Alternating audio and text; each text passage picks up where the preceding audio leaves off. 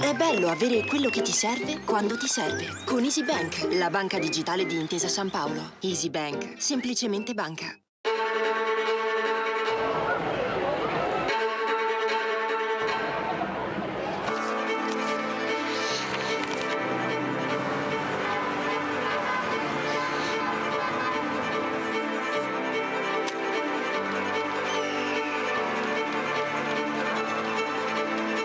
Vi prego, vi imploro, con umiltà e con fiducia, permettete a Cristo di parlare all'uomo.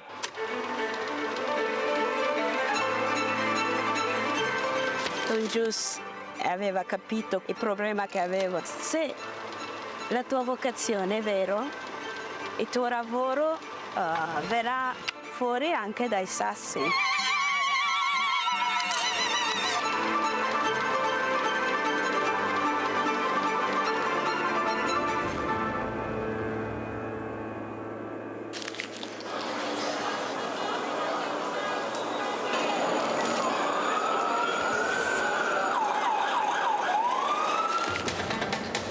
Comunicare la fede agli altri, ma veramente insieme a loro riscoprire che cos'è la fede, che cos'è la fede per me.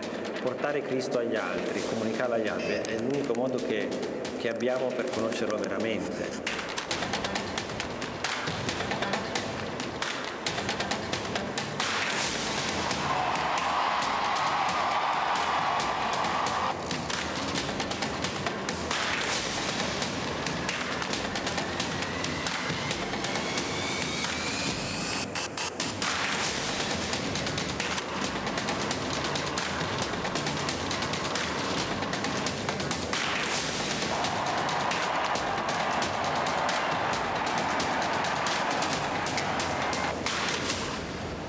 L'iter communionis aiuta a comunicare all'esterno la ricchezza di vita, di giudizi, di tentativi, di opere che nascono dalle persone e dalle comunità. L'iter communionis è proprio la vita del movimento. Scrivete all'iter communionis le vostre esperienze, ci fate bene.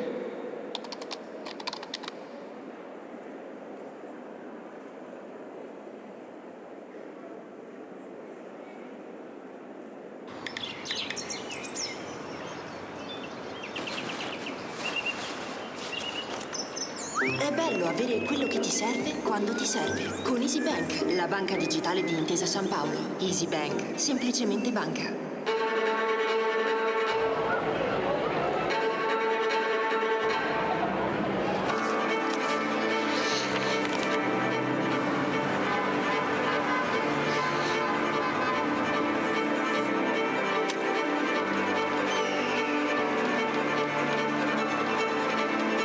Vi prego, vi imploro, con umiltà e con fiducia, permettete a Cristo di parlare all'uomo.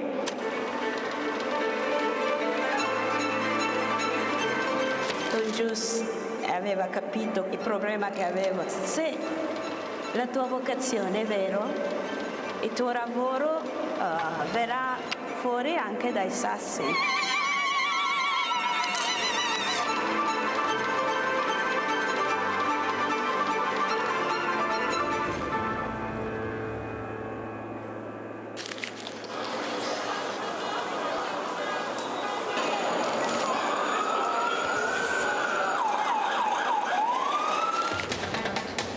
Comunicare la fede agli altri, ma veramente insieme a loro riscoprire che cos'è la fede, che cos'è la fede per me. Portare Cristo agli altri, comunicarlo agli altri è l'unico modo che abbiamo per conoscerlo veramente.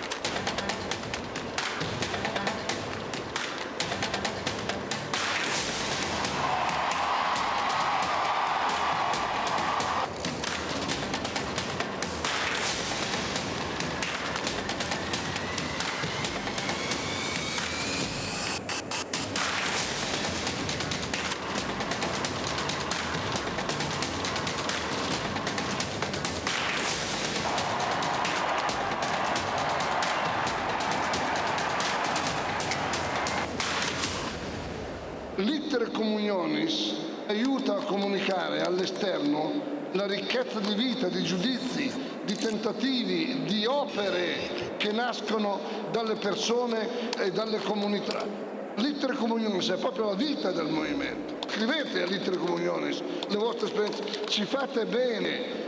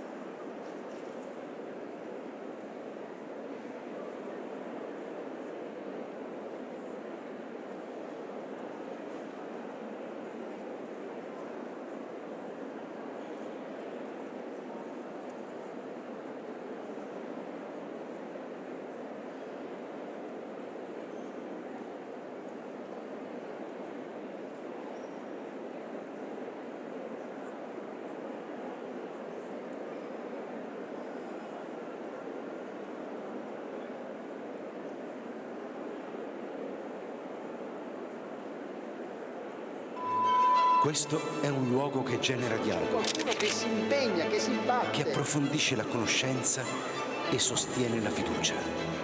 È un crocevia dove si incontra chi desidera il vero, il bello, il giusto e il bene. È una testimonianza di speranza nel cuore ferito, del presente. E tutto questo esiste anche grazie a te.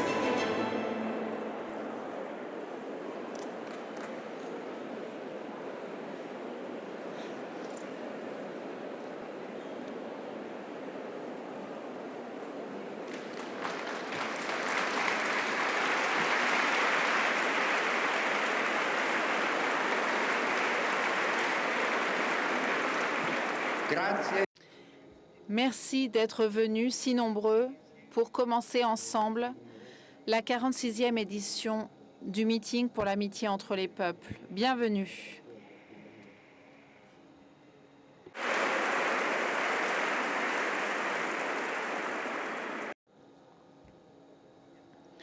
Nous avons tenu à commencer cette rencontre, ce meeting, dans l'horizon d'une rencontre qui nous invite à porter une nouvelle lumière et un témoignage de vie pour tous.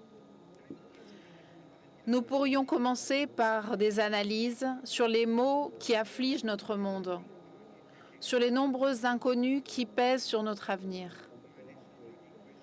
Mais aucune de ces analyses, même s'il faut les faire, ne pourrait libérer notre liberté pour qu'elle prenne initiative pour un nouveau commencement, pour recommencer là où tout semble fini.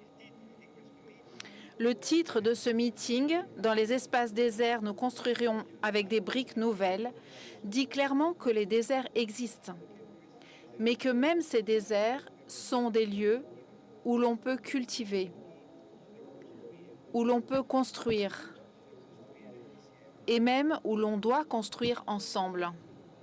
Ce meeting entend témoigner face à toute la résignation, témoigner que l'on peut apporter de la sève dans le désert de l'indifférence, apporter de l'accueil dans le désert de l'abandon, apporter de l'amitié dans les déserts de la solitude existentielle et surtout la conciliation dans les déserts de la guerre. Nous voulons témoigner face à tout le scepticisme qu'il est possible d'être présent dans nos familles, dans nos écoles, dans les lieux de travail, dans toute notre société, avec une passion pour la destinée de chaque homme, avec un intérêt éducatif authentique, avec un travail orienté pour le bien de tous et avec un engagement politique à longue vue et compétent. Ce n'est que quelques-uns des briques nouvelles qui ne sont pas nouvelles parce qu'elles n'existaient pas avant, mais qui sont nouvelles chaque fois qu'elles se produisent. Le vrai, le bon, le bien sont toujours surprenants lorsqu'ils arrivent. C'est toujours une nouveauté lorsqu'elles se rendent présentes. C'est d'autant plus vrai que pendant ce meeting, nous allons réfléchir sur les origines qui nous permettent une véritable originalité sans prétention et sans présomption. Nous sommes profondément reconnaissants que cette intention que nous avons, ce désir de nous laisser impliquer par des témoins capables de construire des lieux de vie renouvelés, a été accueilli par le pape Léon XIV avec le message qu'il nous a envoyé et que je vais maintenant vous lire.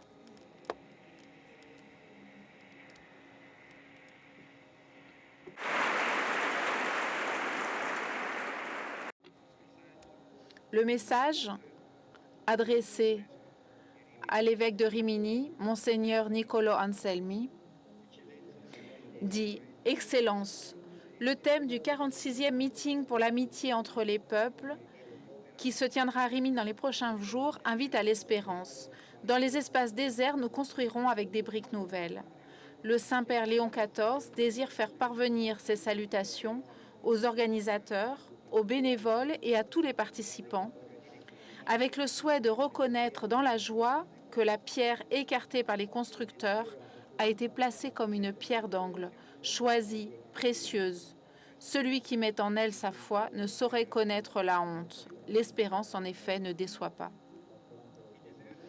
Les déserts sont en général des lieux à l'écart, considérés comme inadaptés à la vie. Pourtant, là où il semble que rien ne puisse naître, la Sainte Écriture ne cesse de narrer les passages de Dieu. Et surtout, dans le désert naît son peuple. En effet, ce n'est que dans le chemin entre ces rugosités que mûrit le choix de la liberté. Le Dieu biblique, qui observe, écoute, connaît les souffrances de ses enfants et descend pour les libérer, transforme le désert en un lieu d'amour et de décision. Il le fait fleurir comme un jardin d'espérance. Les prophètes le rappellent comme le cadre de fiançailles, auquel revenir chaque fois que le cœur devient tiède, pour repartir de la fidélité de Dieu. Depuis des millénaires, moniales et moines habitent le désert en notre nom à tous, pour représenter l'humanité tout entière auprès du Seigneur, du silence et de la vie. Le Saint-Père a apprécié que l'une des expositions caractéristiques du meeting de cette année soit consacrée au témoignage des martyrs d'Algérie. En eux resplendit la vocation de l'Église à habiter le désert en profonde communion avec l'humanité tout entière. en dépassant les murs de défiance qui opposent les religions et les cultures, dans l'imitation intégrale du mouvement d'incarnation et de don de soi du Fils de Dieu. C'est cette voie de présence et de simplicité, de connaissance et de dialogue de vie qui est la véritable voie de la mission. Non pas une auto-exhibition dans l'opposition des identités, mais le don de soi jusqu'au martyre de ceux qui adorent jour et nuit, dans la joie et les tribulations, Jésus comme seul Seigneur. Comme toujours, les dialogues entre catholiques de différentes sensibilités et avec des croyants d'autres confessions ou des non-croyants ne manqueront pas. Ce sont d'importants exercices d'écoute qui préparent les briques nouvelles avec lesquelles construire cet avenir que Dieu a déjà préparé pour tous, mais qui ne se révèle qu'en nous accueillant l'un l'autre. Nous ne pouvons plus nous permettre de résister au royaume de Dieu, qui est un royaume de paix. Et là où les responsables des institutions nationales et internationales semblent ne pas parvenir à faire valoir le droit, la médiation et le dialogue, les communautés religieuses et la société civile doivent oser la prophétie. Cela signifie accepter d'être poussé au désert et voir dès maintenant ce qui peut naître des décombres et de tant, de trop de douleurs innocentes. Le pape Léon XIV a recommandé aux évêques italiens de promouvoir des parcours d'éducation à la non-violence, des initiatives de médiation dans les conflits locaux, des projets d'accueil qui transforment la peur de l'autre en opportunité de rencontre. Et il nous demande encore que chaque communauté devienne une maison de paix où l'on apprend à désamorcer l'hostilité à travers le dialogue, où l'on pratique la justice et où l'on défend le pardon. La paix n'est pas une utopie spirituelle, c'est une voie humble, faite de gestes quotidiens, qui mêle patience et courage, écoute et action, et qui demande aujourd'hui plus que jamais notre présence vigilante et génératrice. Le Saint-Père encourage donc à donner nom et forme au nouveau, pour que foi, espérance et charité se traduisent en une grande conversion culturelle. Le bien-aimé pape François nous a appris que l'option pour les pauvres est une catégorie théologique avant d'être culturelle, sociologique, politique ou philosophique.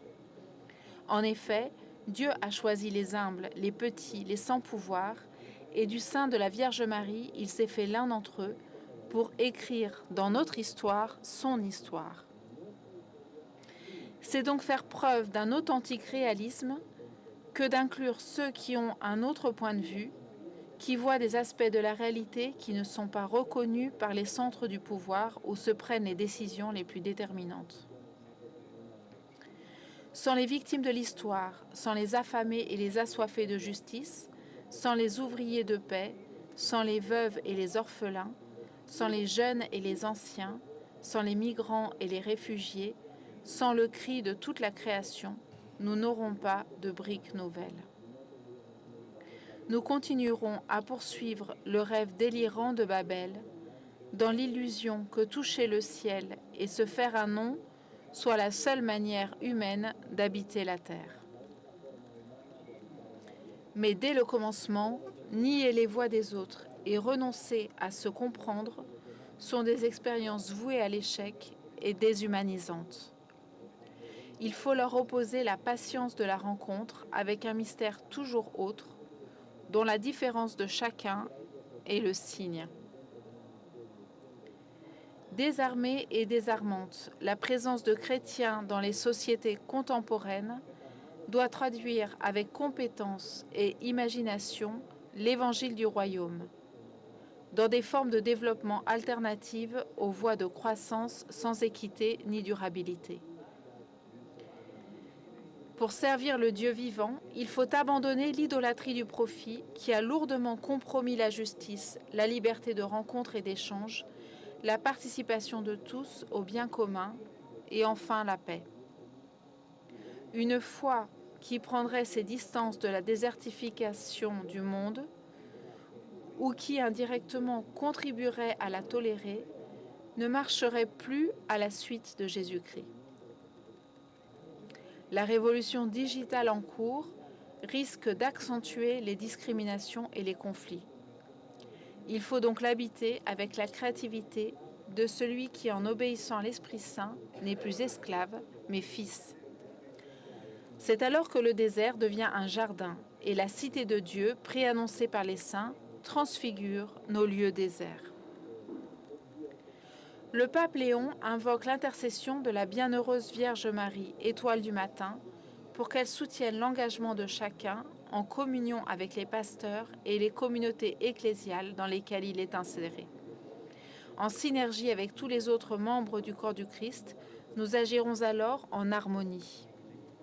Les défis auxquels l'humanité est confrontée seront moins effrayants, l'avenir sera moins sombre, le discernement moins difficile, si ensemble nous obéissons à l'Esprit Saint. Tandis que je joins à ceux du Saint-Père mes vœux personnels, je profite de la circonstance pour vous confirmer mes sentiments de respect distingué. Pietro Cardinal Parolin, secrétaire d'État.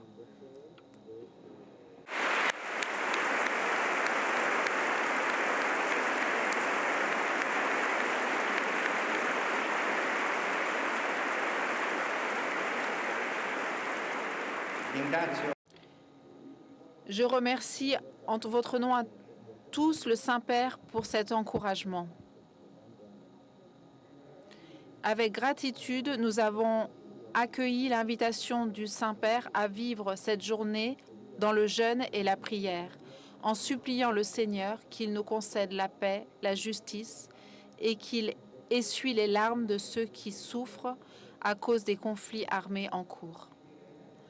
Je demanderai donc à tous de prier ensemble la prière pour la paix composée par le patriarche de Jérusalem pour les latins, le cardinal Pizzaballa, en demandant à ceux qui ont une autre foi ou qui ne reconnaissent aucune foi de participer à ce geste en priant personnellement ou par un moment de silence.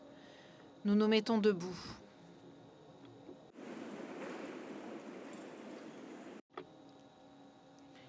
Seigneur notre Dieu, Père du Seigneur Jésus-Christ et Père de l'humanité tout entière, toi qui, sur la croix de ton Fils et à travers le don de sa vie, à un prix si cher, a voulu détruire le mur de l'inimitié et de l'hostilité qui sépare les peuples et qui nous rend ennemis.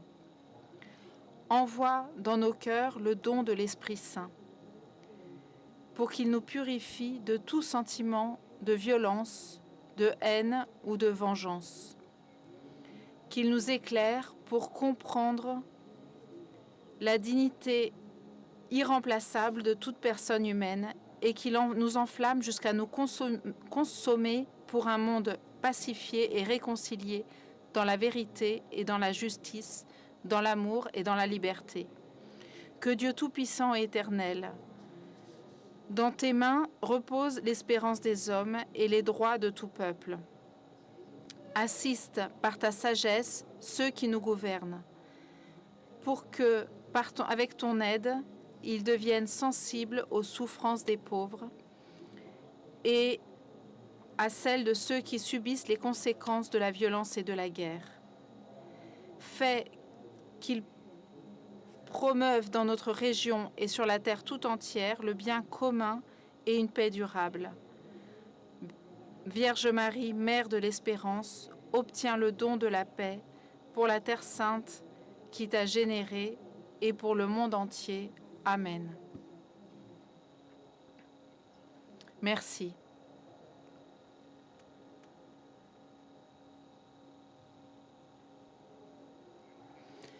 Cette année encore, le président de la République, Sergio Mattarella, nous a gratifié de son message. Le meeting poursuit son histoire en offrant de nouvelles opportunités de rencontres, de réflexion, d'amitié et de culture. Un événement qui est assez enraciné dans la société italienne et qui aspire toujours à élargir les espaces de dialogue, à creuser au-delà de la surface de notre époque pour comprendre comment l'individu et les communautés peuvent, dans leur transformation, rester protagonistes. Je tiens tout d'abord à saluer chaleureusement les organisateurs, les bénévoles, les jeunes engagés dans le succès du meeting et ceux qui seront les invités. Le titre de cette 46e édition a été choisi. Dans le lieu de désert, nous construirons avec de nouvelles briques. Une situation qui est aussi un défi, comme le veut la tradition du meeting. Nous avons besoin de bâtisseurs de communauté, de coexistence, de paix, de participation, de solidarité, de bâtisseurs d'une société capable de gérer les changements tout en restant humain dans ses fondements et sa civilisation. Nous ne pouvons pas considérer comme acquis les réalisations que les générations précédentes nous ont transmises. La liberté, la démocratie, la paix, les modèles sociaux doivent être continuellement régénérés dans la fidélité à leurs valeurs, régénérés et partagés. Les extraordinaires facultés et opportunités que la science et la technologie nous ont données ne suffisent pas à garantir un progrès sûr et authentique. L'époque dans laquelle nous vivons a également été marquée par les horreurs de la guerre que nous pensions avoir effacées dans l'histoire, par des volontés de puissance qui reviennent se montrer menaçantes, par l'égoïsme personnel et collectif, par des pulsions uniformisantes, par la discrimination, la pauvreté. Nous ne devons pas nous laisser abattre par les complexités et le peur. Les communautés périssent là où règne le désengagement et l'indifférence. Construire, c'est de repartir dans l'histoire, même s'il faut pour cela traverser des territoires difficiles. Le déclin démographique a réduit la présence de jeunes dans la société, mais aucune société qui veut avoir un avenir ne peut se passer de l'apport de jeunes et de leurs nouvelles briques. Les changements des saisons demandent de la force, des idées et de l'énergie nouvelle. Il n'est pas vrai qu'ainsi les valeurs risquent de se disperser. Ainsi, les valeurs les plus profondes peuvent être transmises et porter de nouveaux fruits. Construire, c'est espérer. L'espoir est la nourriture la plus précieuse d'une société. Elle ne se répand que dans l'amitié et la solidarité. C'est aussi le vœu le plus intense que j'adresse au meeting qui est en train de s'ouvrir. Sergio Mattarella.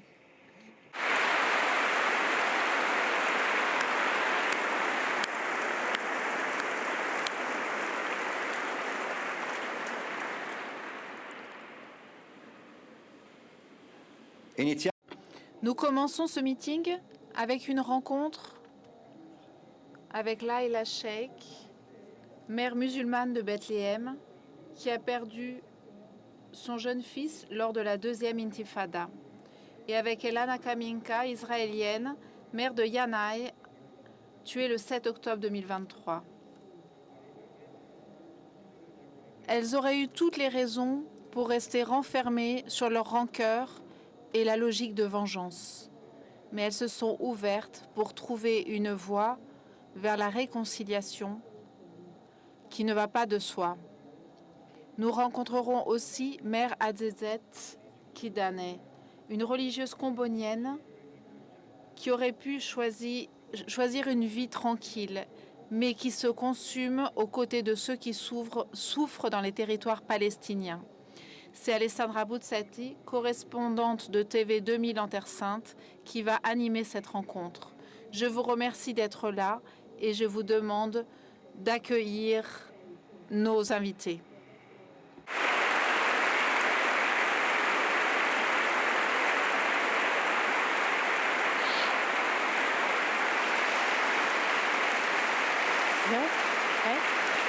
Elana, stay here, right? Here, Elana, tu vas là. Elana, vous restez là, ok?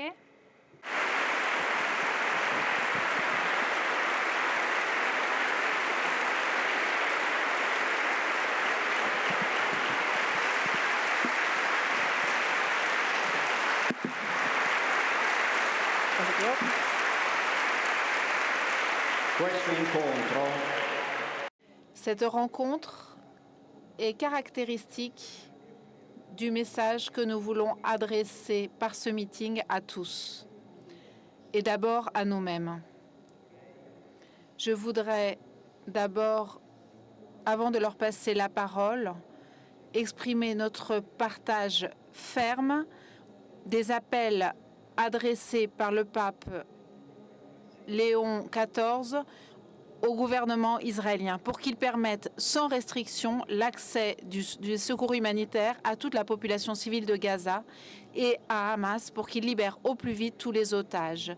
Je me permets d'ajouter que face à tous les conflits militaires qui malheureusement sont nés dans tant de pays du monde, le meeting pour l'amitié entre les peuples a toujours refusé d'identifier un peuple avec les décisions de son gouvernement et en particulier lorsqu'il dégénère en attaque contre les populations civiles.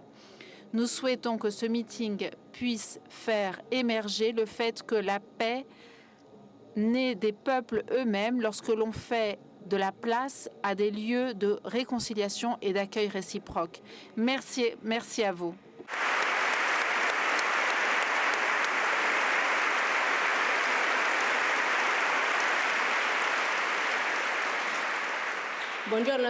Bonjour à tous.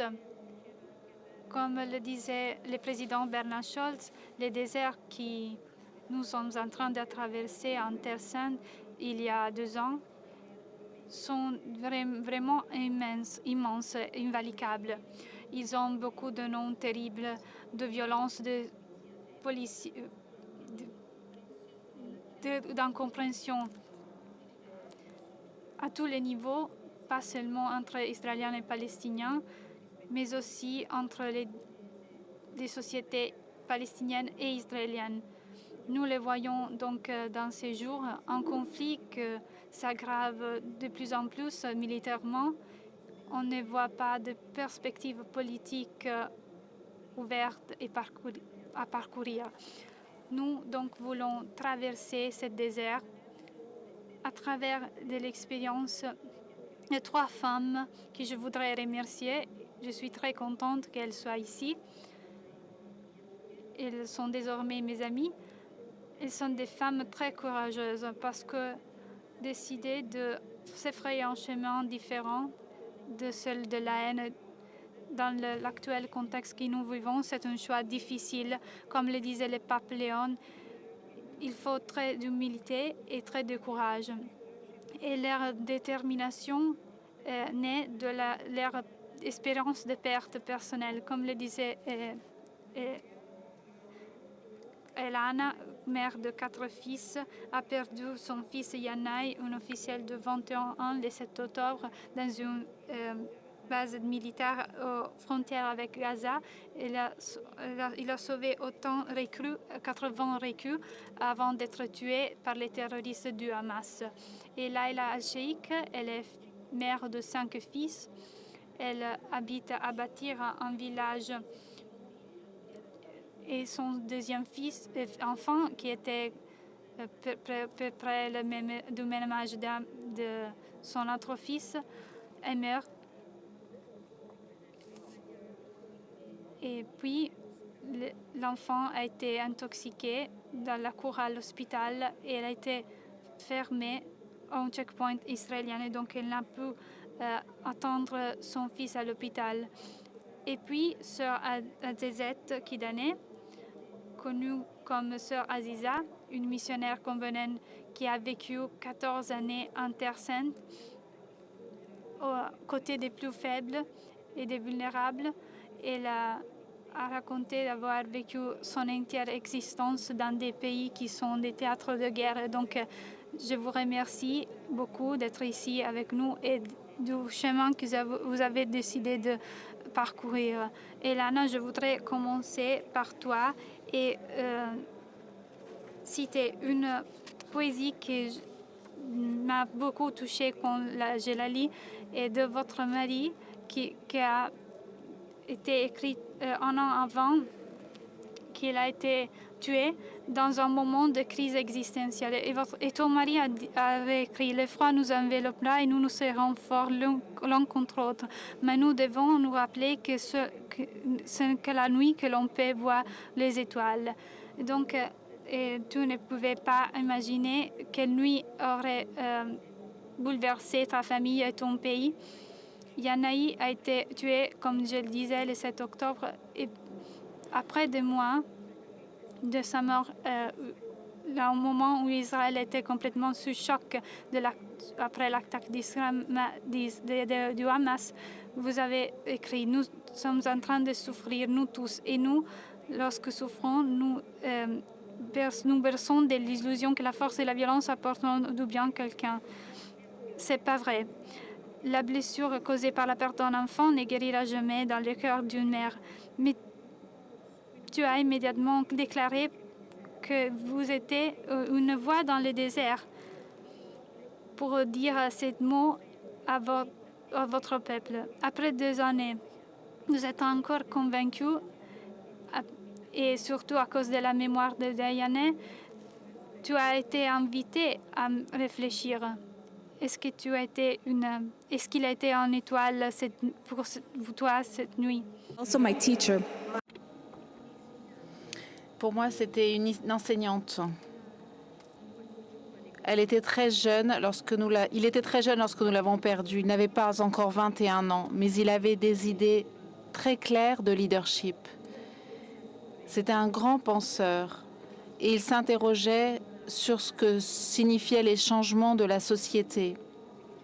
Certaines des choses qu'il nous a dites avant de mourir, mais même après sa disparition, nous avons trouvé des documents écrits par lui lors de sa formation en tant que militaire. Il lui avait été demandé d'écrire sur les valeurs d'un leader.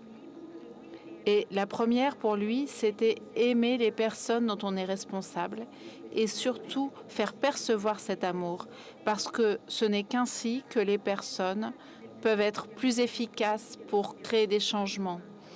Et le leader aura plus d'impact comme cela. Et l'autre mot-clé pour lui, c'était la responsabilité. Voilà ce qu'il avait écrit. Pour moi, Yanaï, c'était un exemple. Et il aurait pu donner beaucoup au monde et il n'a pas pu le faire. Alors moi, j'essaye de travailler à sa place. Pour lui, Yanaï, je crois qu'il a compris beaucoup de choses que beaucoup de personnes plus grandes que lui n'avaient pas comprises, qu'elles ne comprennent pas. Que les paroles sans action sont vides. Après qu'il a été tué, j'ai pensé que j'avais tout perdu dans la vie, parce qu'en tant que parent, on a la mission, la priorité de protéger ses enfants, de les garder en sécurité. Et moi, je n'y avais pas réussi. Et puis j'ai vu des images horribles du 7 octobre, des personnes enlevées, violentées, massacrées. Et j'ai perçu ce manque de contrôle que je sentais. Et j'ai pensé, alors la seule chose que je peux contrôler, c'est ma réaction. Alors j'ai pris l'exemple de Yanaï et je me suis dit, je dois suivre ses paroles, ses messages, ses valeurs. C'est moi qui dois essayer de créer un changement et de montrer comment on peut créer la paix, mais pas à travers la violence. Donc j'ai essayé, pas tant de parler, mais de passer à l'action. C'est pourquoi j'ai décidé de m'unir au Parent Circle et j'ai connu mon amie Leila. Et j'essaye de montrer par les faits les valeurs en lesquelles je crois et de développer l'exemple de Yanaï par rapport à la leadership et à ce qu'il peut faire.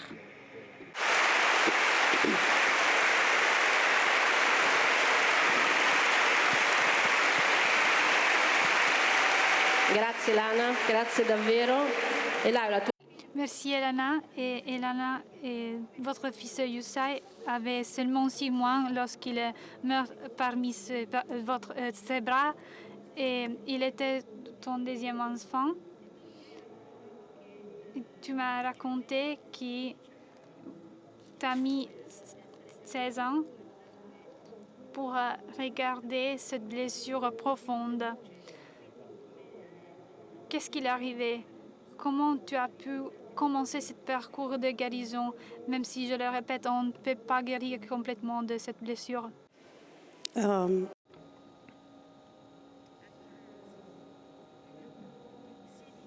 Après 16 ans, Au bout de 16 ans, j'ai rencontré une personne amie que je ne voyais pas depuis très longtemps, qui m'a parlé du Parent Circle.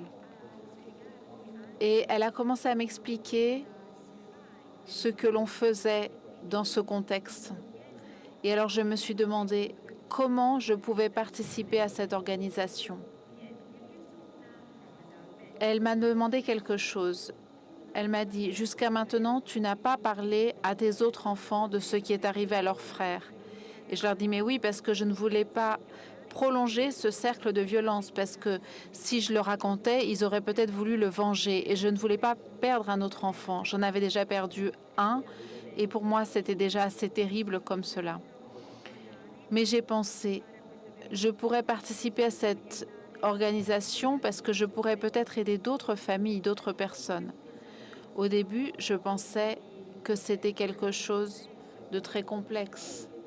Parce que je dois dire qu'à ce moment-là, jusqu'à ce moment-là, je ne croyais pas vraiment à ce genre d'organisation. Mais cette amie m'a appelée un jour à une conférence. Il y avait une conférence et le consul de la Palestine. Et après, au bout de quelques minutes que j'étais là et que les invités israéliens sont arrivés, j'ai pensé que ce n'était pas facile de rester là parce que je me sentais mal à l'aise. Mais ensuite, j'ai vu quelque chose d'incroyable parce que j'ai vu des Palestiniens et des Israéliens parler ensemble, dialoguer ensemble. C'était la première fois dans ma vie que j'assistais à une scène de ce genre. Et j'ai pensé, alors toi aussi, tu dois écouter, tu dois comprendre comment ils ont pu se rapprocher à ce point. Et alors, j'ai senti aussi les Israéliens parler de comment ils avaient perdu leurs proches, leurs enfants. Et c'était la première fois que je les voyais comme des êtres humains. C'est la première fois que j'ai éprouvé en profondeur le sens de partage, des mêmes larmes, de la même souffrance, parce que nous sommes tous des êtres humains. Et il n'y a rien de pire que de perdre un proche, de perdre son propre enfant. Et seuls ceux qui l'ont vécu peuvent comprendre. Et donc, à partir de ce moment-là, j'ai décidé de devenir membre actif de ce forum et j'ai pu participer à de nombreuses rencontres dans le monde pour apporter un message de réconciliation.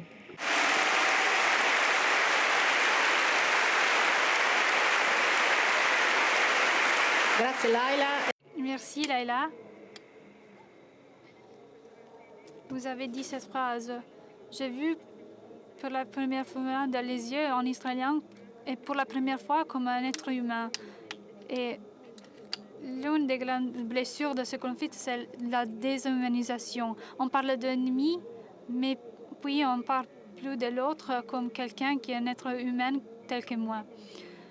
Vous avez expliqué comment vous avez rejoint Parent Circle, une organisation qui continue avec du courage et non sans difficulté à faire rencontrer les familles des victimes de tous les deux les parties. Ils cherchent de faire tout avec les gars palestiniens qui ne peuvent pas rencontrer l'autre contrepartie dans le territoire parce qu'ils peuvent avoir des conséquences vraiment difficiles et dangereuses.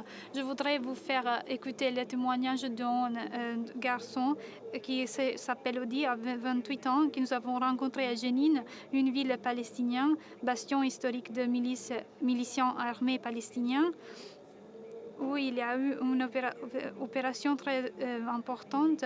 23 000 résidents de chambres déplacés ont été évacués et cette personne a été tuée par une bombe israélienne. Il avait participé pour la première fois en summer camp où il avait rencontré des personnes israéliennes. Il expliquera pourquoi il n'a voulu pas se faire filmer directement.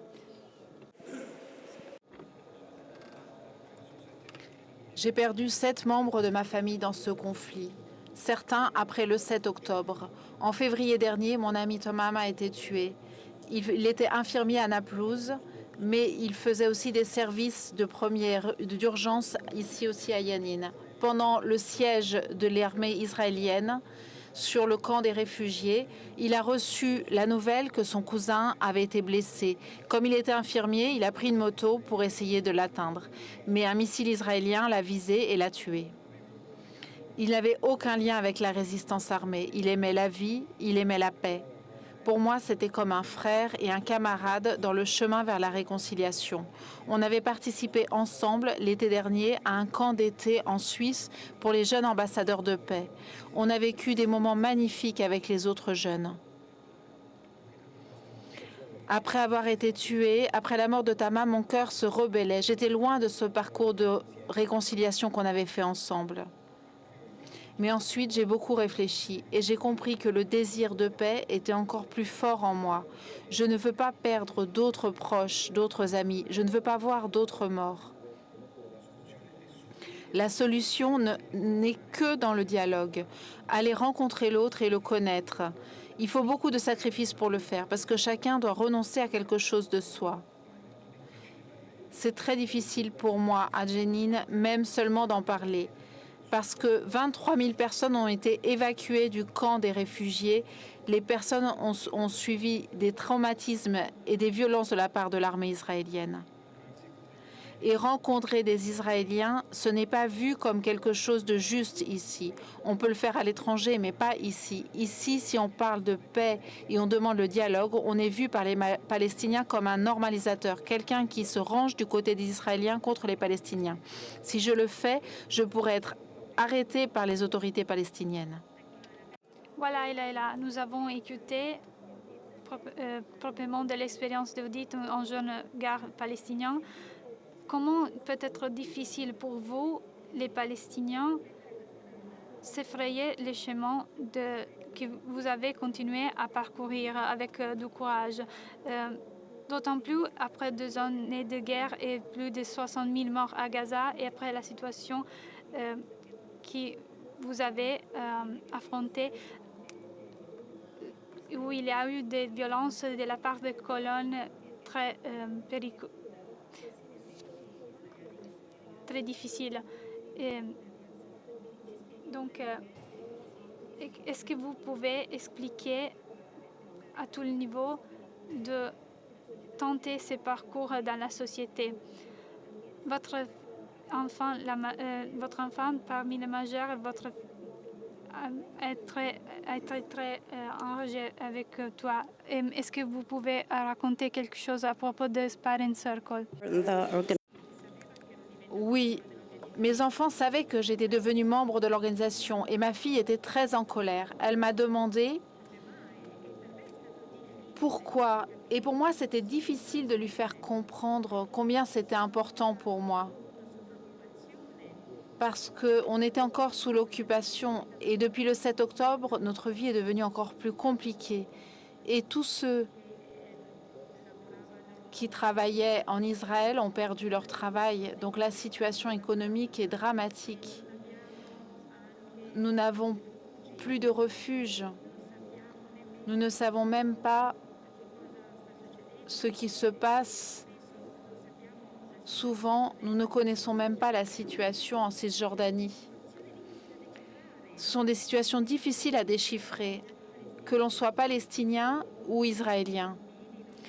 Et en plus, les enfants ne peuvent plus aller à l'école. S'ils ont de la chance, ils peuvent avoir 1 jour par semaine d'école. Une autre difficulté qui a eu lieu, qui s'est produite après le 7 octobre, c'est que le gouvernement israélien a créé de nouveaux obstacles, de nouvelles barrières. Il y a encore plus de blocs qui sont encore plus difficiles que les checkpoints. Parce que dans les checkpoints, il y a des soldats avec lesquels on peut essayer de parler, on peut essayer de les convaincre de passer. Mais dans ces points de passage, ils sont fermés, on ne sait jamais s'ils seront ouverts. Et donc, s'il y a une urgence, on ne peut pas les traverser. Donc tout ça, ça fait que les gens se sentent encore plus tristes et encore plus en colère.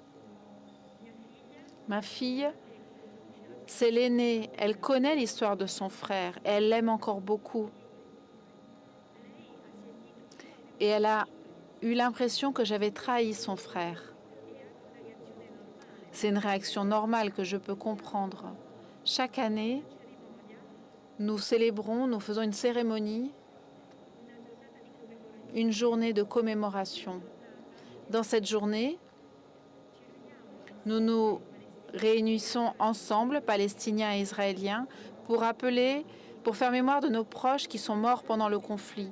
Et nous voulons lancer un message au monde entier pour montrer que nous, qui avons vécu une telle tragédie, qui vivons l'occupation, nous pouvons nous tenir côte à côte et essayer de faire un effort ensemble pour un changement. Tout est possible.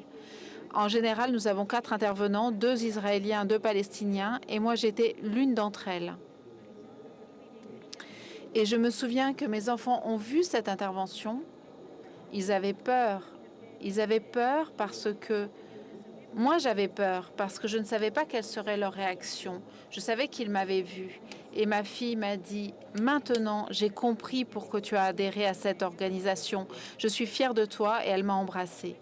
Et je crois que c'est vraiment le plus important de tout mon parcours, de tout mon chemin. Parce que si mes enfants ont pu comprendre ce que je fais, je crois que dorénavant, tout sera plus facile pour moi.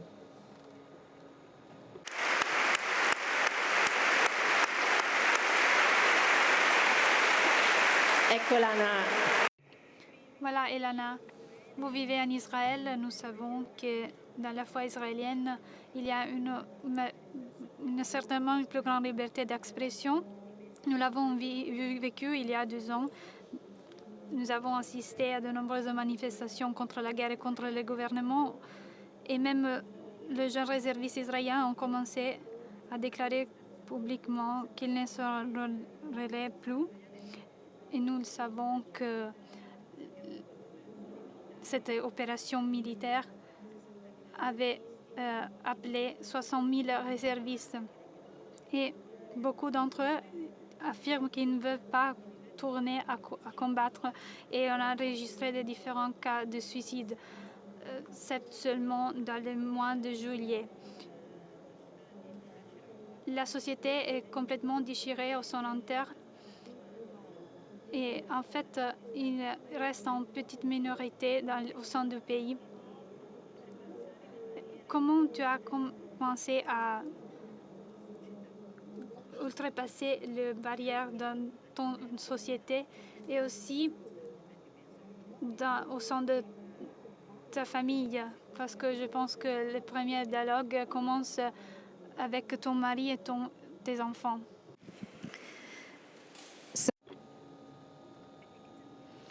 Je pense qu'il est important de comprendre que très souvent, ce qui influence le plus les personnes, c'est la peur. Et ça, cela vaut aussi pour ma famille. Quelques jours après le 7 octobre, je me rappelle que ma fille de 16 ans s'est blottie dans notre lit, à moi et à mon mari, et elle m'a dit, mais s'ils entrent chez nous, où est-ce qu'on va se réfugier? Voilà, je crois que la peur circule dans toute la société. Cela amène les personnes à réagir de façon parfois irrationnelle. Donc je crois qu'il est important de comprendre que la peur influence les comportements. Mais ce n'est pas facile, parce que tout ce qui se passe est terrible, c'est effrayant. Il y a des missiles qui ne cessent de tomber. Et surtout pour les Palestiniens, il se passe des choses horribles. Et dans les derniers mois, ça est de plus en plus terrible. Il est important de reconnaître la peur, comprendre ce qui l'a fait naître et chercher à nouveau à donner un exemple aux personnes, non seulement à travers les paroles, mais aussi à travers les faits. Il est possible de vivre côte à côte avec les Palestiniens, de travailler avec eux. Il y a beaucoup de menaces contre la démocratie, mais heureusement, on peut encore s'exprimer librement en Israël. Donc j'essaye de le faire le plus possible. Et j'essaye surtout de donner un exemple par ma propre vie personnelle. Je montre autant que je peux qu'on peut ramener la dimension humaine. Autrement, la déshumanisation, c'est l'un des plus grands dangers dans les 2 camps, des 2 côtés. Il est possible de se rencontrer. Et de l'autre côté, il y a un autre être humain en face de moi. Et ça peut susciter de grands changements dans les sociétés.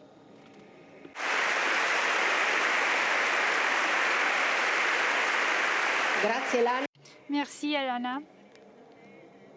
Maintenant, la parole à Sœur Aziza. Tu as vécu pendant 12 ans en Terre Sainte, d'origine érythréenne, aujourd'hui citoyenne britannique. Ce qui m'a toujours frappé de toi, c'est que tu as toujours travaillé avec tous les partis israéliens, palestiniens, immigrés, bédouins, chrétiens. Et les bédouins surtout qui vivent dans la zone chiite de la Palestine, le plus pauvre parmi les pauvres. Donc nous pouvons voir aussi de cette photo d'un village bédouin qui était bouleversé par la violence continue des colonnes les plus extrémistes. Dans ton expérience, tu as toujours dit, même pour le fait que tu es toujours étrangère, femme et religieuse, cette chose t'a toujours aidé à bâtir des ponts qui se bâtissent avec l'écoute, en embrassant les jeunes et pas en jugeant les personnes. Qu'est-ce que cela signifie pour toi? Et les femmes, les mères en Terre Sainte ont un rôle qui part de la base. Et donc, quel est le rôle important que cette mère et femme recouvrent dans la société?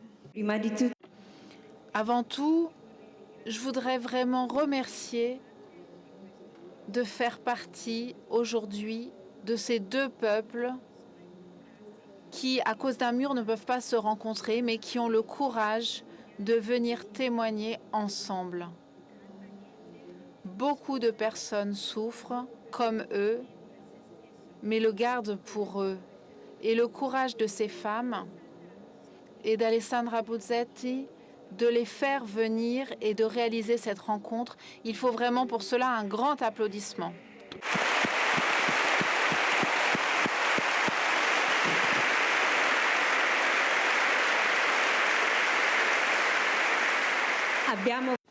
Nous avons vraiment besoin de beaucoup de ces événements qui abattent ces murs qui séparent. Nous, en tant que sœurs comboniennes, au Moyen-Orient et dans le monde entier, nous aimons travailler. Notre objectif, c'est d'être des ponts.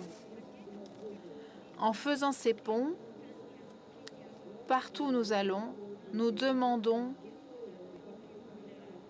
de faire des choses pour les plus vulnérables. Donc nous demandons aux gens, des lieux où nous arrivons, qui est les plus vulnérables. Et les responsables des droits humains nous ont dit les plus vulnérables, ceux qui ont le plus besoin, ceux qui n'ont pas de chemin, qui n'ont pas d'eau, qui n'ont pas de lumière, ceux qui ont le plus besoin, ce sont les Bédouins dans le désert de Juda. Et donc nous, avec eux, avec les rabbins pour les droits humains, nous sommes allés leur demander de quoi vous avez besoin. Et eux, ils nous ont dit, nous avons besoin de deux choses. Nos enfants n'ont pas d'avenir en tant que Bédouins avec les animaux, parce que nous n'avons pas de territoire ni d'eau. Nous avons besoin que nos enfants soient éduqués. Et deuxième point, la santé. Et donc nous avons travaillé beaucoup sur ces deux axes avec nos Bédouins. Mais ce n'était pas seulement pour l'éducation, mais nous nous sommes aperçus qu'il faut une rencontre avec l'autre. Une rencontre entre ceux qui sont séparés par le mur. Et par exemple, un Bédouin à Mousliman m'a dit « Ce mur nous sépare, nous empêche de voir le visage de l'autre, de voir la beauté de l'autre. Et nous avons peur d'eux, et eux, ils ont peur de nous. Mais pourquoi ?» Et ça, il me l'a dit il y a 14 ans. Et chaque année, cette séparation devient de plus en plus lourde. Et dans mon expérience, dans notre expérience en tant que sœurs comboniennes, nous avons vu des centaines d'organisations qui se battent pour permettre à ces deux peuples de se rencontrer. Les premiers qui sont pour nous vraiment un instrument de cette rencontre, c'est les médecins pour les droits humains. Chaque samedi, qu'ils soient israéliens ou palestiniens, ils vont ensemble en Cisjordanie pour voir, pour écouter, pour faire quelque chose pour ces peuples qui n'ont pas les mêmes droits, qui souffrent seuls, qui veulent les voir. Et pour eux, c'est un instrument pour voir le visage de l'autre. Ce jeune, dans la vidéo, qui disait « on ne peut pas se rencontrer ». Et c'est vrai, cela crée beaucoup de préjugés. Les femmes de El Bahar, elles s'appellent. Ce sont 4 femmes qui, chaque année, emmènent des milliers de Palestiniens à la mer. Parce qu'elles ont énormément de bénévoles, comme ici, qui aident ces Palestiniens à voir la mer. 1 heure de voyage simplement, mais il y avait des femmes de 60 ans qui n'avaient jamais vu la mer. Parce qu'il n'y a pas cette possibilité de se rencontrer. Voilà, en tant que sœurs comboniennes, nous avons toujours travaillé pour cela, avec des acteurs de paix, des Palestiniens qui étaient en prison, des militaires, des soldats israéliens qui croient que par la guerre, par la violence, il n'y a pas d'espoir. Alors, il faut agir différemment. Et on les appelle des compatissants de paix. Et nous participons à cette marche pour essayer de se rencontrer, pour voir le visage de l'autre. Parce que quand on voit le visage de l'autre, on voit Dieu. On perçoit la sensibilité de l'autre et la souffrance de l'autre. Je ne me renferme pas dans ma souffrance, mais je comprends que l'autre souffre comme moi.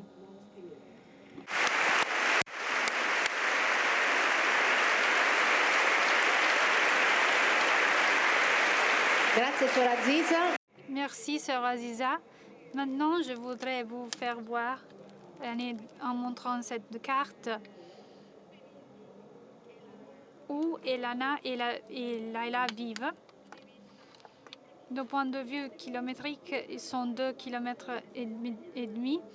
Elana vit cette barrière de séparation, de frontière de séparation, et Laila à bâtir. Pour Elana, avec un certain courage, il est possible de traverser cette mur. Pour Laila, c'est plus difficile. Tu es allé plusieurs fois à rencontrer Laila à Jalla, une ville près de Bethléem, mais ta connaissance, parce qu'on doit utiliser ce mot, a commencé beaucoup avant ce parcours, avant la mort de ton fils. Vous avez vu pour la première fois l'étoile de la paix dans les yeux de Jacob Rabi, un Palestinien que tu as rencontré après qu'il avait été tué par un colon hébreu extrémiste, juif extrémiste. Comment est-il possible de ne éprouver de la rancœur ou de pardonner? Et en même temps, comment est-il possible de continuer à demander de la vérité et de la justice par rapport à ces conflits? Nous savons, par exemple, que toi, tel que le familier des otages qui ne doit être oublié, et n'a été eu aucune enquête pour toi dans ces cas. Qu'est-ce que cela signifie de pardonner ou de continuer en tenant compte de toutes ces choses, en demandant de la vérité et de la justice?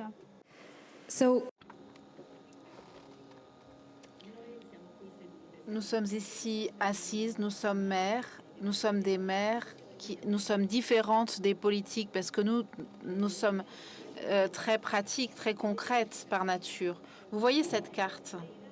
Leila, c'est ma voisine de tous les points de vue. Si quelqu'un est notre voisin, et si on l'appelle voisin, Et si on ne le considère pas comme un voisin, alors on n'aura pas une bonne vie. Il faut avoir de bons voisins pour avoir une bonne vie. Israël et la Palestine, ce n'est pas un grand territoire. Il y a 7 millions de Palestiniens et 7 millions d'Israéliens. Les Palestiniens ne peuvent pas sortir. Les extrémistes de nos sociétés pensent que chacun pourra détruire l'autre côté, l'autre communauté, mais ça n'arrivera pas.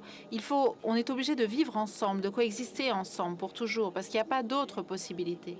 Donc, la question, c'est combien de nos enfants, combien d'Anna et combien de Youssaï devront mourir avant qu'on apprenne à vivre ensemble et à coexister.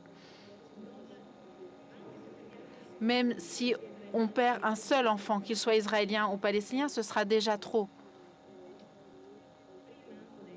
Avant, j'ai dit que Yanaï croyait, et comme Alessandra l'a dit, j'ai eu un grand exemple en 2018 lorsque je suis allée voir Jacob dans son village. Je ne savais pas à quoi m'attendre parce que sa femme venait d'être tuée par un extrémiste de ma société, de ma communauté 2 semaines avant. Et nous sommes allés lui rendre visite chez lui avec un groupe d'Israéliens juifs. Certains portaient la kippa sur la tête. Et je ne savais pas comment il allait réagir, ce qu'il pensait de notre visite. C'est une personne qui a les yeux les plus bons du monde. Il nous a ouvert sa maison, il nous a ouvert ses bras, il nous a ouvert son cœur. Il nous a invités à entrer. Il ne m'a pas accusé de la mort de sa femme. Il savait que ce n'était pas moi qui l'avais fait. Et il n'a pas fait de généralisation. C'est lui qui m'a donné l'exemple. Les personnes qui ont commis les crimes le 7 octobre ont fait des choses que je rejette totalement. Mais ce n'est pas Leïla qui a commis ce crime. Donc pourquoi est-ce que je devrais l'accuser de ce qui s'est passé le 7 octobre? C'est ces généralisations-là qui sont très dangereuses. Et certaines personnes sont confuses et pensent qu'on peut généraliser sur les autres. Mais ils ont honte ou ils se mettent en colère quand on généralise à leur égard. Donc, ce n'est pas comme ça qu'il faut faire. Moi, je n'accuse pas Leïla de ce qui s'est passé le 7 octobre. Je sais qu'elle n'était pas impliquée et je n'accuse pas la majorité des Palestiniens parce que la majorité n'était pas impliquée. Et je n'accepte pas que certains attaquent Israël ou moi-même parce ce qui se passe ou parce que Netanyahou dit quelque chose, parce qu'il ne me représente pas et il ne représente pas mes valeurs. Et je crois que chacun doit laisser de côté ces généralisations, qu'il faut nous regarder comme des êtres humains et trouver des solutions pratiques pour vivre ensemble. Parce que c'est urgent, parce que chaque jour que nous perdrons, ça sera un jour en plus à attendre.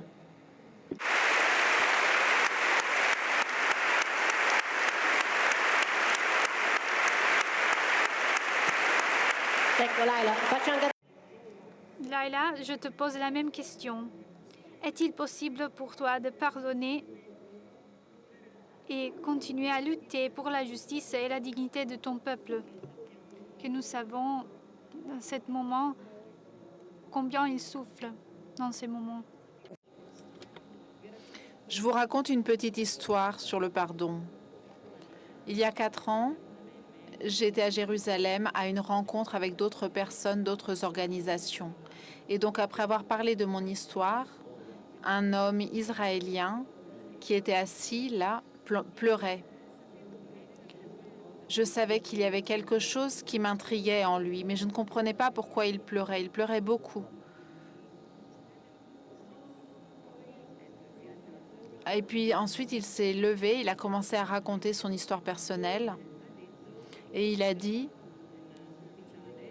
qu'il était officier de l'armée israélienne. Il travaillait dans la zone où j'habite et il avait interdit à une famille avec des enfants à bord d'aller à l'hôpital. Alors là, pour moi, c'était difficile d'écouter parce que il a fait les mêmes choses pour ces personnes qui m'est arrivé et qui a fait que j'ai perdu mon fils. Donc pendant toute ma vie, je ne pensais pas que je rencontrerais un de ces soldats. Donc pour moi, ça a été très difficile d'accepter ces paroles. Je ne savais pas quoi dire, je ne savais pas quoi faire. J'ai commencé à pleurer.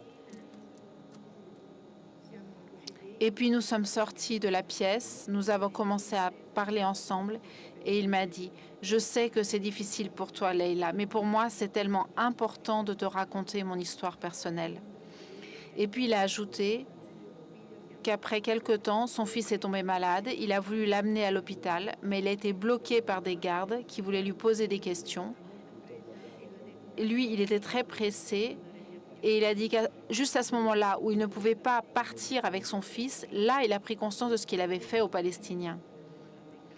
Et puis, il a été envoyé en prison. Et quand il est sorti de prison, il a créé une organisation pour mettre fin à l'occupation et commencer à travailler avec les Palestiniens. Alors, je l'ai regardé et je lui ai dit « C'est très difficile pour moi d'entendre ton histoire, d'entendre tes paroles. Mais je veux te remercier parce que tu n'as pas caché ce que tu as fait. Merci parce que tu as eu le courage et l'honnêteté de parler devant moi. Et maintenant, j'arrive à te pardonner. » À ce moment-là, je me suis rendu compte que c'est très facile de parler de réconciliation et de paix. Mais quelquefois, il faut vraiment essayer de comprendre si on pense vraiment ce que l'on dit, si on peut vraiment pardonner. Et cela m'a donné ensuite le courage de continuer aussi dans cette période très difficile que nous traversons. C'est vraiment ça, le pardon.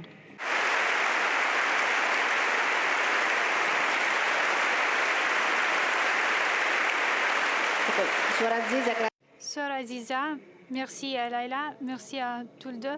Sœur Aziza, tu as été témoin du miracle du pardon en Terre Sainte. Quelle importance ça a eu dans ton foi chrétienne, dans ton mission auprès de Juifs et de musulmans?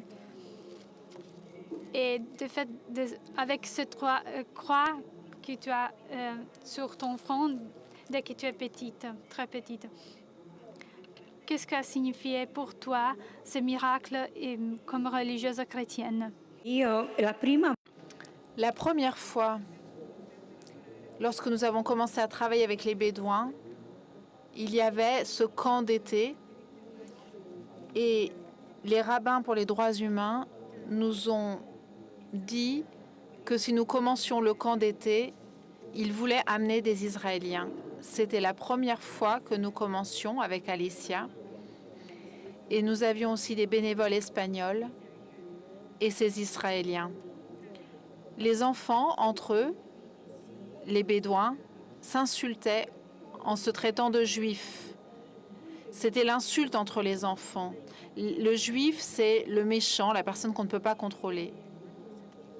Quand j'ai entendu un enfant qui disait ça à un autre, j'ai dit « Mais tu dois avoir honte. Ceux-là, là, à côté de nous, ce sont des juifs. » Ils n'avaient pas compris que c'était des juifs, parce que les juifs, pour eux, c'est des personnes qui portent un masque avec des instruments de massacre et de destruction. Donc pour eux, un juif, un Israélien, c'était un fantôme qui venait la nuit pour détruire leurs affaires. Et ils n'arrivaient pas à croire. Et nous disions, mais ces gens avec qui tu es là, ces enfants, ce sont des juifs. Pour moi, pardonner, ce n'est pas facile. Se réconcilier avec nos blessures, ce n'est pas facile. Mais c'est possible. Uniquement avec la grâce de Dieu. Moi, je l'ai vu aussi au Soudan et dans de nombreux endroits. Cette guerre qui laisse des cicatrices qui ne sont que des destructions de l'humanité. Alors le pardon, c'est une grâce. Et cette grâce, elle se fait en acceptant les blessures humaines, en acceptant mes faiblesses. Alors je peux arriver à cette réconciliation, à cette paix dont vraiment chacun de nous a besoin chaque jour. Même en nous-mêmes, avec nos familles, avec chacun. Parce que si nous n'arrivons pas à ce désir de paix, de se réconcilier avec nous-mêmes et avec les autres, nous ne pouvons pas être en paix. Je l'ai vu très, très souvent. J'ai vu beaucoup de souffrances. Mais ces souffrances, si je les garde seulement pour moi, c'est moi qui souffre et je n'arrive pas à pardonner celui qui m'a fait souffrir. Si je ne comprends pas si je ne vois pas en cette personne le visage de Dieu. Vraiment, la réconciliation, cette acceptation, c'est la seule chose qui peut nous donner de l'espérance, qui peut nous permettre d'aller de l'avant et d'accepter que l'autre est un homme, une personne créée par Dieu qui a de l'espoir. Et ce n'est que comme cela que nous pouvons vraiment pardonner et avancer dans l'espérance du pardon. Beaucoup de mes amies, juives, palestiniennes, me disent « Aziza, vous, en tant que chrétien, vous avez ce sens du pardon. Prie pour moi vraiment pour que moi j'ai ce sens du pardon en moi, pour pouvoir pardonner, en particulier aux ennemis, ceux que je ne vois pas et ceux que je ne connais pas mais que je déteste. » Alors, il y a vraiment le désir de pardonner, le désir de reconnaître et d'avancer sur ce chemin de pardon qui est de chaque jour.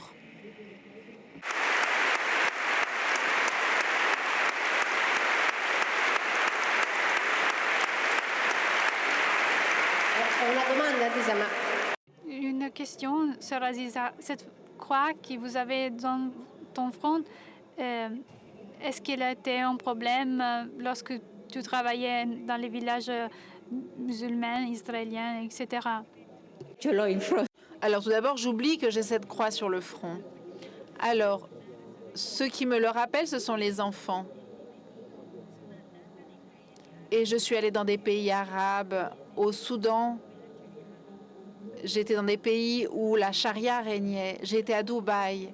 J'ai été en Palestine, en Israël. Mais cela devient une façon de commencer à parler de ma foi, de mon chemin, de ma faiblesse, de ma richesse. Cela devient un instrument. Dans mon pays, c'était normal, mais quand je suis sortie de mon pays, c'est devenu un instrument d'évangélisation. Je suis rentrée dans les synagogues, dans les mosquées, au Knesset. Mais ça n'était pas une entrave, c'était un encouragement pour être témoin. Que ma mère ne voulait pas. Ma mère avait deviné que ce serait une manière de témoigner Dieu.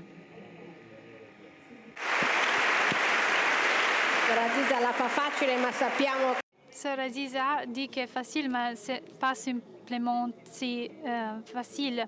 Dans ce contexte, il y a une capacité d'empathie très importante que vous devrez utiliser dans ces cas-là. Et en ce moment, nous sommes parmi les déserts que nous sommes en train de traverser entre Israël et Palestine. Tel qu'un point d'interrogation, il y a le désert de Dieu. Il semble que ce soit les partis les plus extrémistes à conduire ce qu'il arrive, ne parvenir pas à aucune solution réalistique qui, comme tu disais, pourrait amener à une coexistence pacifique.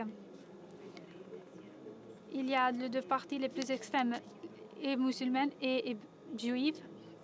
Je parle du Hamas en particulier et des groupes qui choisissent la lutte armée,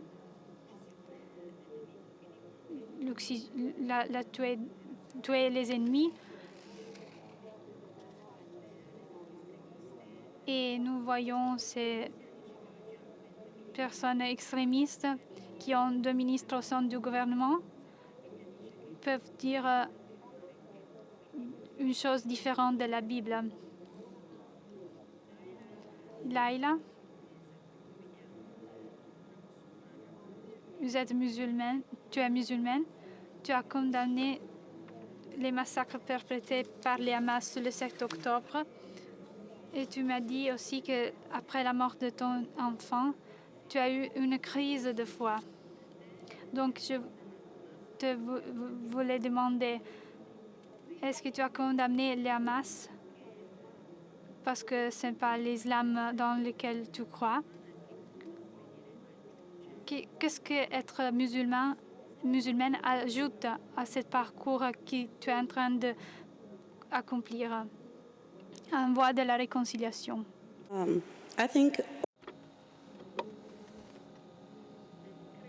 Je crois que Dieu parle toujours de paix. Dans l'islam, la première chose que l'on dit lorsque l'on rencontre quelqu'un, c'est salam alaykoum. Ça veut dire que la paix soit avec toi. Et en hébreu, on dit shalom, paix à toi. Donc, Dieu est amour et paix. On ne parle pas d'homicide, de meurtre. Dans l'islam, s'il y a une guerre,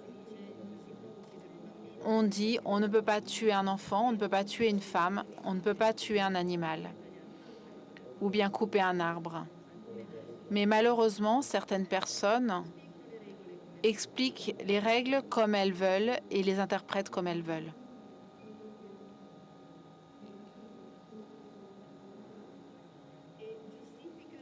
Et ces personnes justifient ce qu'elles font. C'est la même chose dans l'hébraïsme et dans le christianisme. Et ça, ce n'est pas l'islam. L'islam parle d'amour. Il parle de paix. Paix avec ses voisins. Il parle de ressentir de l'amour pour ses voisins et pour ses amis. Mais malheureusement,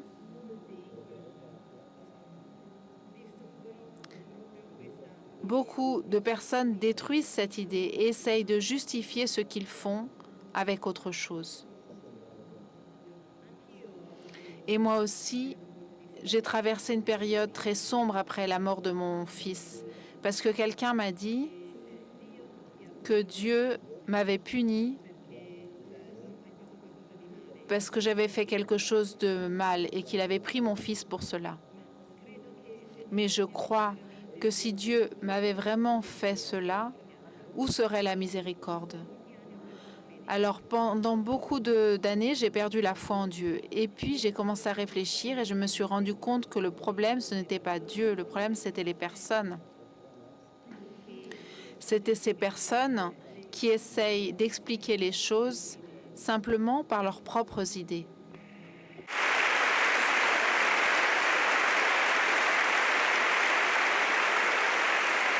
Grazie Laila. Merci Laila.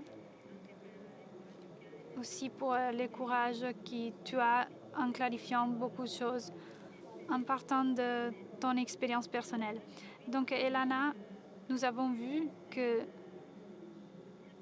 au sein des Israéliens, il n'y a pas seulement de ministres messianiques radicaux.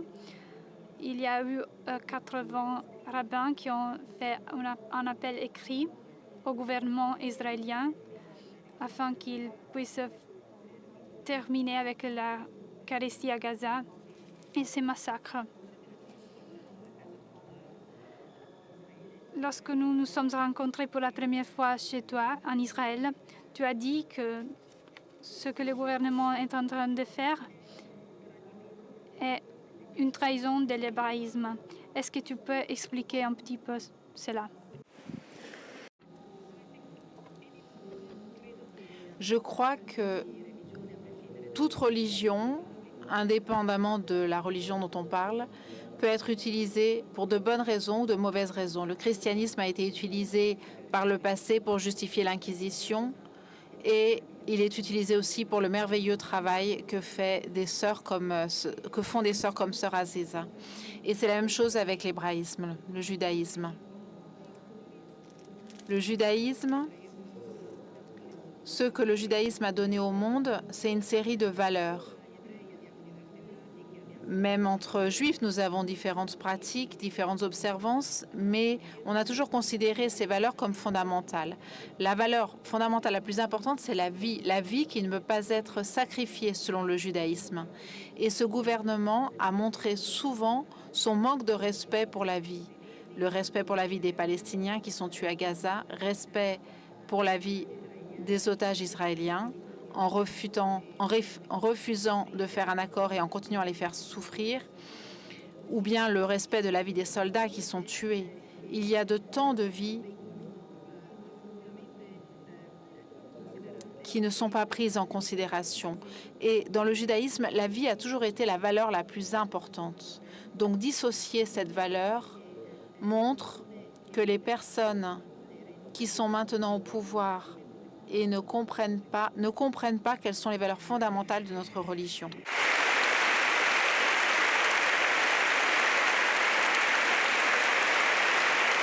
Ecco, prima di Avant de faire une petite question sur Aziza, en partant de Leila, je voudrais ajouter que si vous êtes en faveur du climat pour une guerre avec une fin, si vous êtes préoccupé pour les jeunes générations, ce parti plus radical peut influencer le plus les jeunes générations. Il y a aussi cette grande préoccupation parce que nous savons que seront les plus jeunes à payer les prix les plus chers du terrible conflit, de ce dernier conflit. Est-ce que tu es préoccupé pour cette destruction de l'islam puisse avoir plus de consensus dans ces moments pour la situation que les jeunes palestiniens sont en train de vivre? Oui, bien sûr, je suis inquiète et j'ai peur. Parce que les personnes ont ressenti beaucoup de haine et de colère depuis le 7 octobre. Beaucoup de Palestiniens de la Cisjordanie ou qui vivent en Israël ou à Gaza sentent beaucoup plus de colère et de haine aujourd'hui. Mes enfants, au début de la guerre, surtout ma fille la cadette, elle avait 8 ans à l'époque, avait très peur. Elle continuait à pleurer, elle ne voulait plus aller se coucher toute seule. Elle voulait que je reste toujours avec elle. Elle avait très peur. Après le 7 octobre, au bout de 2 jours, une de mes amies israéliennes m'a appelée et m'a demandé comment allaient mes enfants. Et ma fille, la plus jeune, m'a demandé, mais elle s'est inquiétée de moi, elle t'a demandé comment j'allais. Et je lui ai dit oui, bien sûr, elle voulait pas me tuer, mais non, elle t'aime, elle t'adore, elle veut que tu ailles bien. Je lui ai dit que ce n'était pas tous les Juifs qui détestaient les Palestiniens et pas tous les Palestiniens qui détestaient les Juifs, les Israéliens. Nous avons appris à nous aimer et il faut aussi apprendre à vivre ensemble. Les Palestiniens ne quitteront jamais leur terre et les Israéliens non plus. Donc nous devons apprendre à coexister en paix. Et ma fille la plus jeune a commencé à réfléchir à cela.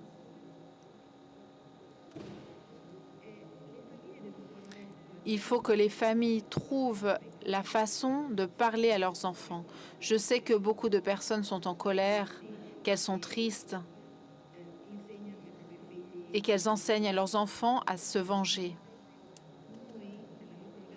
Mais nous, dans notre organisation, nous essayons d'éduquer nos enfants et les jeunes générations parce que la violence ne conduira jamais à la paix. Elle ne fera que susciter de la nouvelle violence. Et ce n'est pas ce que nous voulons pour nos enfants. Nous voulons une vie meilleure, nous voulons la paix, nous voulons quelque chose de positif pour les jeunes générations.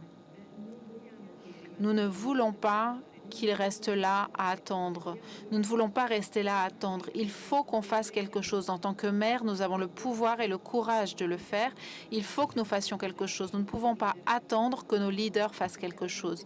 Parce que nous avons attendu depuis 77 ans. Mais la situation n'a pas changé et ils ne feront jamais rien.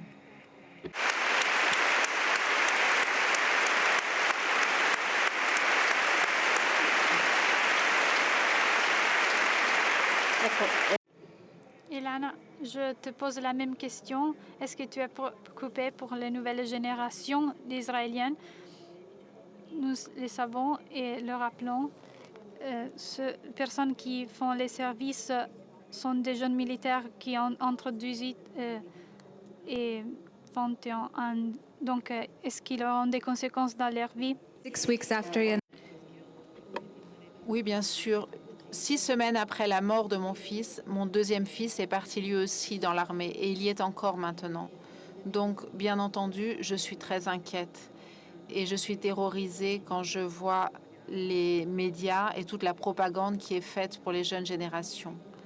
Mais ce qu'il faut rappeler, c'est que extrémistes font toujours beaucoup de bruit dans les médias, dans la presse. Pour nous, c'est très difficile parce que nous n'aimons pas élever le ton et très souvent, nous n'aimons pas faire entendre nos idées de manière trop violente. Nous ne sommes pas à l'aise là-dedans. Mais si nous ne parlons pas, alors les seuls qui seront écoutés et entendus, ce seront les voix des extrémistes, surtout les jeunes. Donc, il faut trouver la motivation, la manière de nous faire entendre, de faire entendre notre voix et de donner aux nouvelles générations une nouvelle perspective, une nouvelle possibilité d'avenir. Et ça, c'est une chose. Les jeunes sont beaucoup plus intelligents que ce que nous pensons. Je parle beaucoup avec les jeunes Israéliens dans différents contextes, différentes écoles, différentes organisations. Et ce que j'essaye de leur apprendre et ce que je leur demande, c'est quel est l'avenir que tu entrevois pour toi? Comment peux-tu créer ton avenir? Nous savons que l'avenir ne naîtra pas de la violence. Nous l'avons vu depuis 77 ans. Nous avons vu le résultat. Einstein a dit que si l'on fait toujours la même chose et qu'on s'attend à avoir un résultat différent, on est un peu stupide. Eh bien, c'est exactement ce que nous faisons. Israël a été excellent dans beaucoup de secteurs, dans l'high-tech, dans la médecine, dans l'art. Les jeunes sont créatifs par nature et donc ils doivent utiliser leur créativité et leur pensée pour trouver une solution nouvelle, une solution différente pour le conflit. Car nous savons ce qui arrivera si nous continuons comme cela. Nous le savons et donc essayons quelque chose de différent. Ça marchera peut-être, ça marchera pas, mais il faut essayer. Et nous croyons que les jeunes sont ouverts à ce message. Et eux aussi, ils veulent un avenir différent pour eux-mêmes.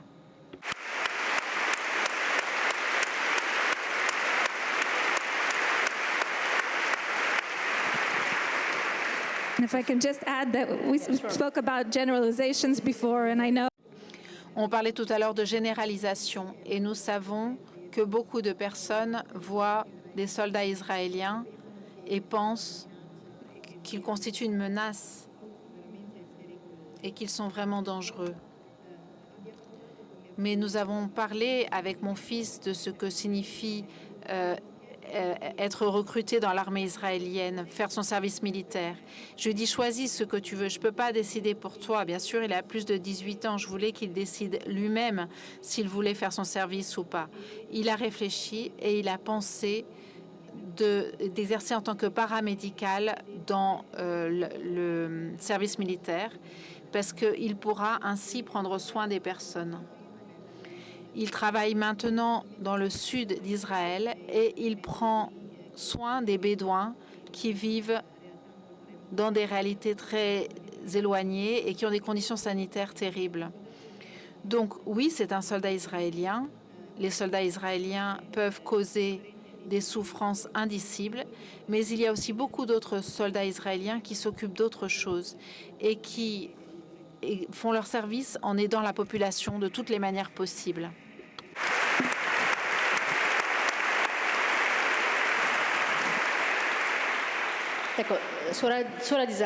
Sœur Aziza, en parlant même de ton rapport avec Dieu, tu as vécu, comme nous l'avons dit, presque toute ta existence dans des théâtres de guerre. Ton histoire semble une histoire de roman, faite de larmes et de sang, racontée ici au meeting. Tu as raconté comme un moment de diviseur dans ta vie lorsque tu t'es rendu au Soudan du Sud, dans un théâtre de guerre civile. Tu as vu la mort plusieurs fois et aussi tu as vu la douleur innocente. Tu as vécu une véritable crise de foi qui a eu besoin d'une longue guérison. Donc, face à cette question, comment es-tu guéri et comment comment peut-elle nous aider à voir les étoiles dans la nuit?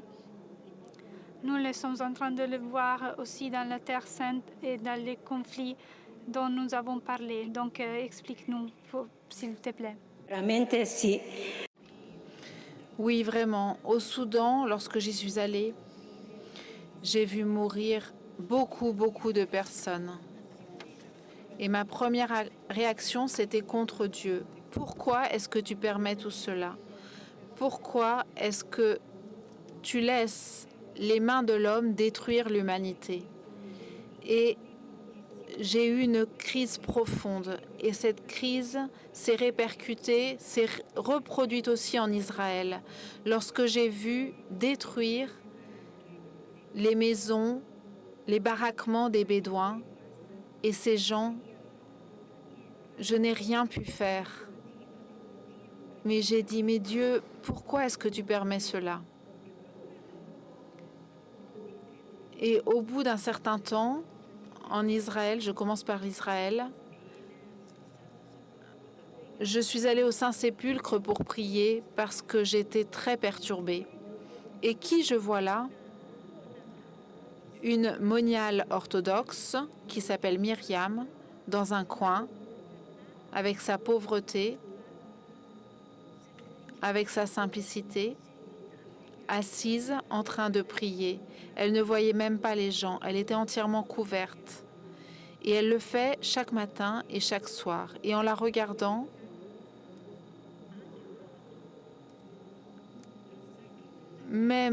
j'ai pensé, même quand on ne sait pas quoi prier, même quand on doute de Dieu, même quand je ne sais pas ce que Dieu me répond, la constance de la prière.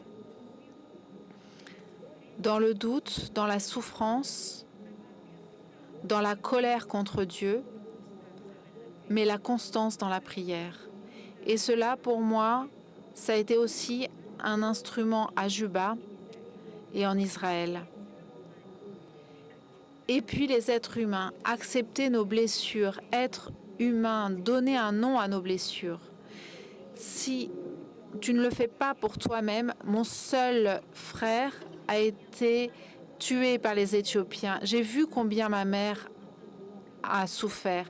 J'ai vu le chemin qu'elle a fait pour pouvoir dire « Fiat, que ta volonté soit faite », parce que c'était le seul garçon et il a été tué. Et moi, c'est avec cela que j'ai grandi. Et je voyais les Israéliens et les Palestiniens souffrir. Je voyais les Soudanais mourir. Et je les présentais qu'ils arrivent à cette prière sincère de ma mère, que ta volonté soit faite. Être humain pour pouvoir vraiment présenter sous la croix les souffrances et croire, même quand on ne croit pas.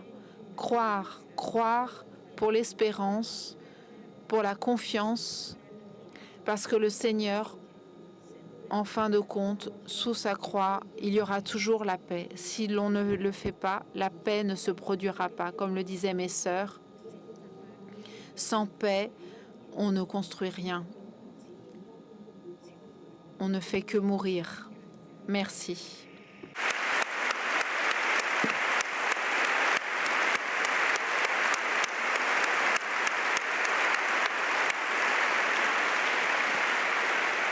Grazie mille, grazie. Merci à tous, à toutes.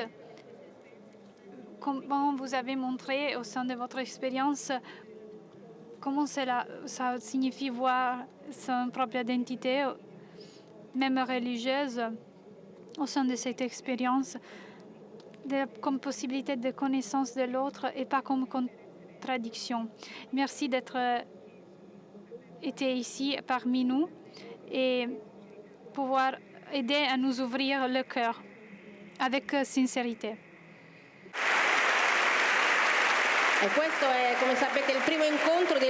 Et cela a été la première rencontre du meeting où nous pouvons donner une contribution significative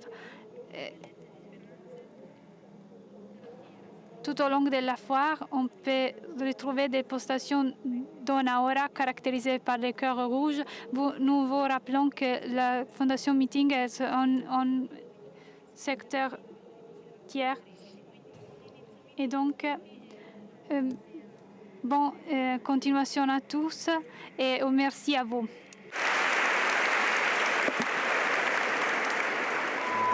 Questo è un luogo che genera dialogo, Che si impegna, che si batte. che approfondisce la conoscenza e sostiene la fiducia.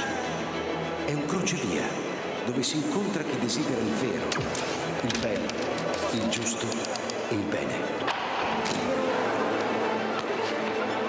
È una testimonianza di speranza nel cuore ferito, del presente. E tutto questo esiste anche grazie a te.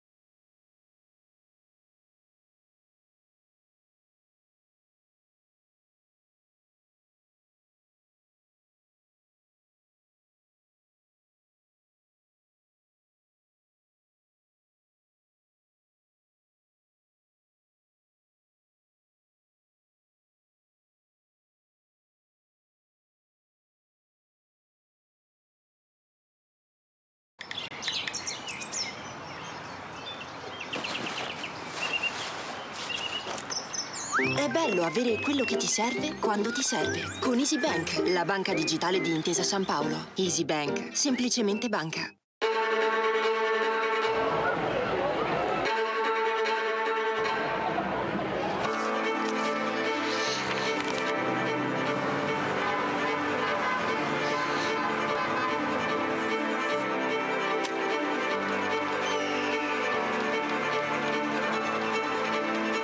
Vi prego, vi imploro, con umiltà e con fiducia, permettete a Cristo di parlare all'uomo.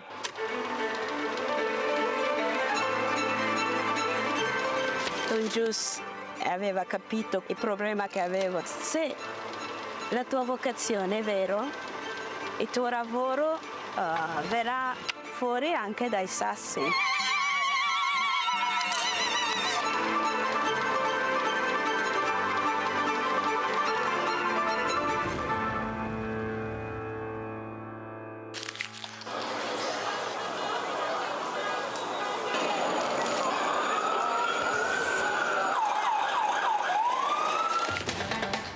Di comunicare la fede agli altri, ma veramente insieme a loro riscoprire che cos'è la fede, che cos'è la fede per me. Portare Cristo agli altri, comunicarlo agli altri è l'unico modo che abbiamo per conoscerlo veramente.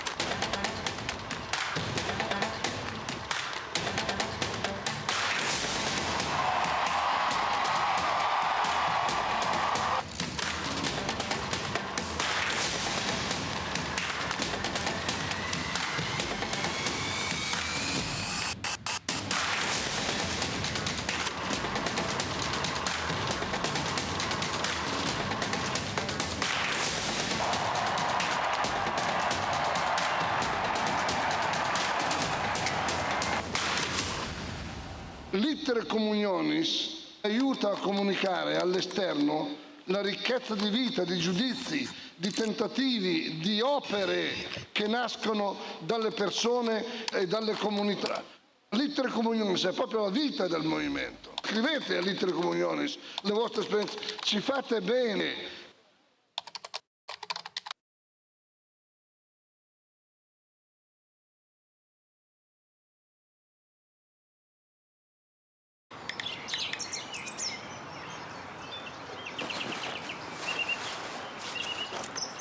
È bello avere quello che ti serve quando ti serve. Con EasyBank, la banca digitale di Intesa San Paolo. EasyBank, semplicemente banca.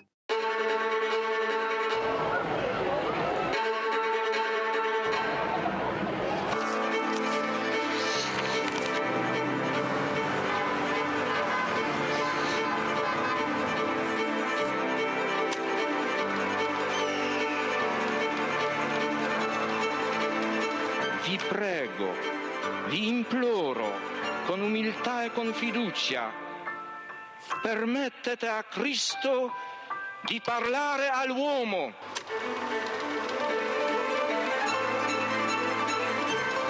Don Gius aveva capito il problema che avevo. Se la tua vocazione è vero, il tuo lavoro verrà fuori anche dai sassi.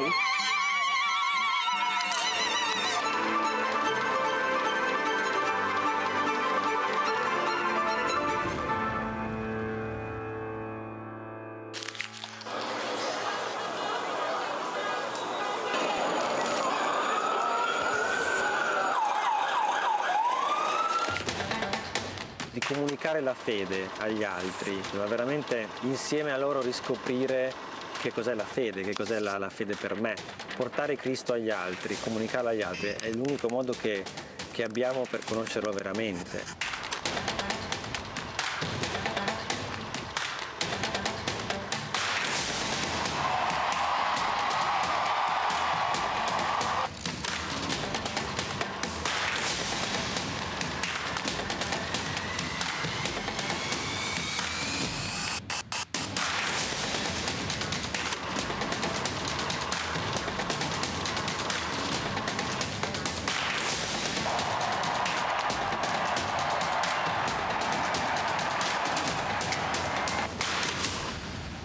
L'Iter Communionis aiuta a comunicare all'esterno la ricchezza di vita, di giudizi, di tentativi, di opere che nascono dalle persone e dalle comunità. L'Iter Communionis è proprio la vita del movimento. Scrivete all'Iter Communionis le vostre esperienze, ci fate bene.